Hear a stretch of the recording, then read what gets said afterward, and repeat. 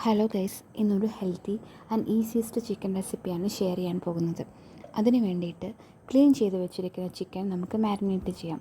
മുളക് പൊടി, മഞ്ഞൾപ്പൊടി, ഉപ്പ് എല്ലാം നന്നായി മിക്സ് ചെയ്ത് കുറച്ച് നേരം മാരിനേറ്റ് ചെയ്ത് വെക്കാം. എല്ലാവരും ഇത് വീട്ടിൽ ട്രൈ ചെയ്ത് നോക്കണം. അടിപൊളി റെസിപ്പിയാണ്. ഇനി ഇത് നമുക്ക് സ്റ്റീം ചെയ്യാൻ വെക്കാം. ചിക്കൻ വേകുന്ന ടൈമിൽ നമ്മൾക്ക് കറിക്കുള്ള റെസിപ്പി തയ്യാറാക്കാം. ഇത് ഓയിൽ ഫ്രീ ആയതുകൊണ്ടാണ് ഇങ്ങനത്തെ സ്റ്റീം ചെയ്യുന്ന മെത്തേഡ് നമ്മൾ യൂസ് ചെയ്യുന്നത്. ഇനി കറിക്ക് വേണ്ട റെസിപ്പികൾ തയ്യാറാക്കാം.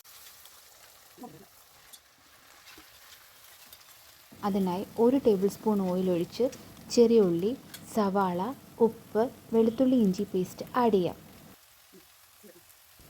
ഇനി ഇത് അടച്ചു വെച്ചതിന് ശേഷം നന്നായി വഴന്നു വരുന്നത് വരെ വെയിറ്റ് ചെയ്യാം. വെയിറ്റ് ലോസ് ചെയ്യാൻ ആഗ്രഹിക്കുന്നവർ എന്തായാലും ട്രൈ ചെയ്യേണ്ട ഒരു റെസിപ്പിയാണ്. നിങ്ങൾക്ക് തീർച്ചയായും ഇഷ്ടപ്പെടും. ഇപ്പോൾ നന്നായി വഴന്നു വന്നിട്ടുണ്ട്. ഇനി ഇതിലേക്ക് നമുക്ക് മസാലകൾ ചേർത്ത് കൊടുക്കാം.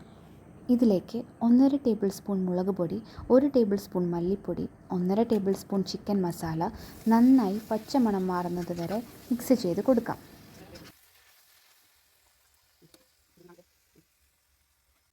അറിയാതെ ഒരു കറിവേപ്പിലയും കൂടി ഇതിലേക്ക് വീണിട്ടുണ്ട്.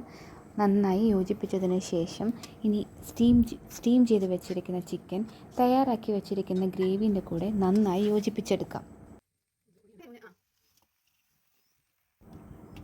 ചിക്കൻ സ്റ്റീം ചെയ്യാൻ യൂസ് ചെയ്ത വെള്ളം കുറച്ച് മതിയാകും. ഇതിൻ്റെ കൂടെ എക്സ്ട്രാ വെള്ളം ചേർക്കേണ്ട ആവശ്യമില്ല. ഇതിലേക്ക് ഒരു ഫ്ലേവർ കിട്ടാൻ വേണ്ടി കറുവാപ്പട്ടയുടെ ഇല ചേർത്ത് കൊടുക്കാം. ഇതിലേക്ക് നേരത്തെ പൊടിച്ച് വെച്ച ഗരം മസാല കൂടെ ആഡ് ചെയ്യാം. ഇപ്പോൾ ഓൾമോസ്റ്റ് എല്ലാ ചേരുവയും ആയിട്ടുണ്ട്. ഇനി ഇതൊന്ന് അടച്ചു വയ്ക്കാം. ഇനി ഇതിലേക്ക് കുറച്ച് കസൂരി മേത്തി കൂടെ ആഡ് ചെയ്തിട്ട് ഫ്ലെയിം ഓഫ് ചെയ്ത് വയ്ക്കാം.